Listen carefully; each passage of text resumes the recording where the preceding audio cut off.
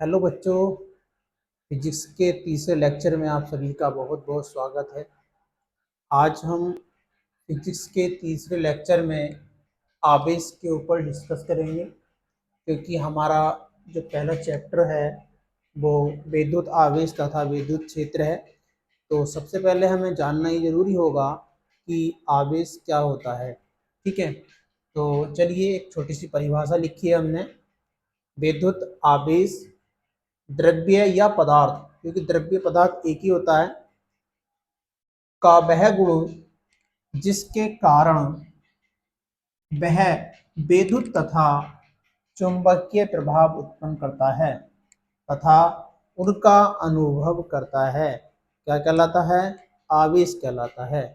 ठीक है, मतलब कोई भी पदार्थ है उसका ये गुण होता है कि वो विद्युत हो या चुंबकीय क्षेत्र हो, उनके प्रभाव उत्पन्न करता है और उनका अनुभव करता है, तो वो क्या कहलाता है?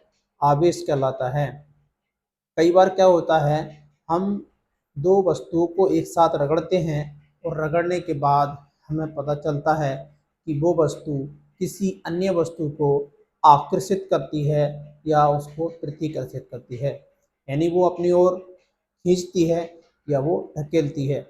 तो इस प्रकार से हमें पता चलता है कि यहाँ पर कोई ना कोई पावर है, बल है, जो इस वस्तु को अपनी ओर खींचता है। वो बल क्या कहलाता है? आवेश कहलाता है। ठीक है, तो जैसे मैंने कुछ पॉइंट लिखे हैं, जैसे कि कांच की छड़। ठीक है, जब कांच की छड़ को रेशम से रगड़ते हैं, ठीक है, तो क्या होता है? उनके अंदर आवेश उत्पन्न हो जाता है। दूसरा, अगर अंबर को ऊन से रगड़ते हैं तो भी क्या होता है? आवेश उत्पन्न हो जाता है। तीसरा है, एबोनाइट की अगर छड़ लेते हैं, अगर हम उसको बिल्ली की खाल से रगड़ते हैं तो भी उस पर चार्ज उत्पन्न हो जाता है। अगर रबड़ को लेते हैं, रबड़ को ऊन से रगड़ते हैं तो भी उन पर चार्ज उत्पन्न हो जाता है। अगर हम प्लास्टिक के कंघे को लेते हैं, ये तो आप करके देख सकते हैं, प्लास्टिक के कंघे को लेते हैं और लेने पर क्या होगा? जब हम उनको सूखे बालों में रगड़ेंगे तो उनके ऊपर चार्ज उत्पन्न हो जाता है, तो सभी वस्तुएं आवेशित हो जाती हैं। ठीक है, तो अब ये बात आती है कि एक तो होता है वो अपनी ओर को खींचना और एक होता है वो किसी वस्तु को ढकेलना। ठीक है, तो इनके अंदर दो प्रकार के गुण उत्पन्न होते हैं, जिसको हम एक प्रतिकर्षण बल और एक आकर्षण बल, इनके द्वारा हम इनको बांट सकते हैं। मान ली जाए कोई हमने छड़ ली है, यहाँ हमने इनको टांग दिया है स्वतंत्र रूप से, ठीक है, डोरी के द्वारा। तो अगर मान ली जाए पहली छड़ रेशम से ली, रेशम से रगड़ी गई है, कांच की छड़ रेशम से रगड़ी गई, जो कांच की छड़ें हैं हमने उनको यहाँ स्वतंत्र रूप से लटका दिया है। ठीक है, ये रेशम से रगड़ी गई कांच की छड़ है, ये भी रेशम से रगड़ी गई कांच की छड़ है। दूसरी ओर हमने क्या लिया है? एक बिल्ली की खाल से रगड़ी गई एवोनाइट की छड़ें हैं। किसकी छड़ें? ये एवोनाइट की छड़ें हैं, और ये किससे रगड़ी गई हैं? बिल्ली की खाल से रगड़ी गई हैं। ये रेशम की छड़ थी, सॉरी, रेशम से रगड़ी गई थी। कौन सी? कांच की छड़ें। ठीक है, हमने इन दोनों के अंदर देखा कि जब रेशम से रगड़ी गई कांच की जो छड़ थी, उन दोनों छड़ों को हम आपस में पास में लेकर आते हैं, मिलाते हैं, तो वो क्या होती हैं? प्रतिकर्षित हो जाती हैं, अर्थात वो दूर दूर हट जाती हैं। ये इधर हट जाती है और ये वाली छड़ इधर हट जाती है, तो हमें पता चलता है कि इन दोनों के अंदर सेम एक जैसा आवेश था।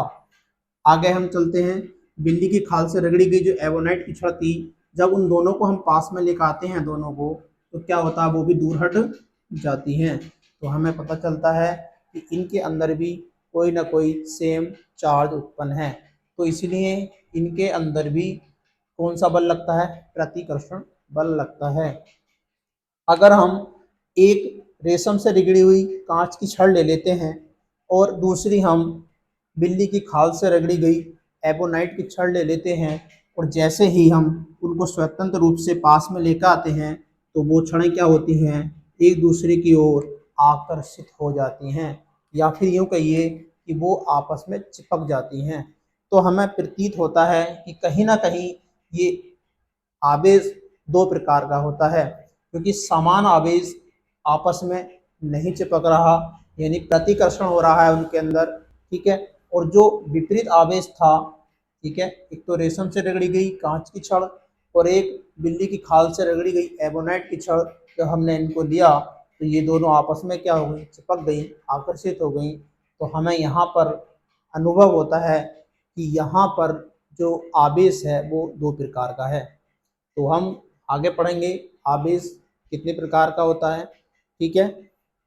फिलहाल में एक चीज और है यहाँ पे, प्लास्टिक के कंघे को सूखे बालों से अगर रगड़ देते हैं तो ये कागज के छोटे छोटे तिनकों को अपनी ओर आकर्षित कर लेता है ना।